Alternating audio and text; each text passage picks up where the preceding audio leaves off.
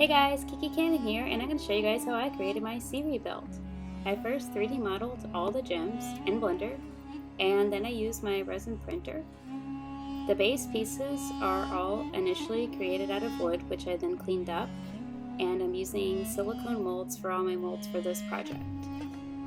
Now that we're done with all the casting, it's time to move on to the gems.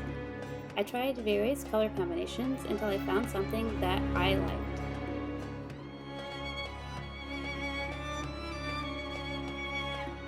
Now that all the gems are casted, it's time to take them to the polishing wheel to make them really shine.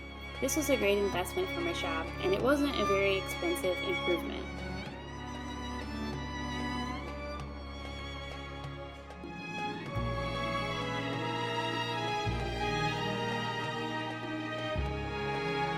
Now that all the gems are polished up and complete, I glued them all to the bases as well as a backing piece with slits in it, so that you can slide them on to any belt or even an elastic band. And finally, the belt is complete and ready to add to the cosplay.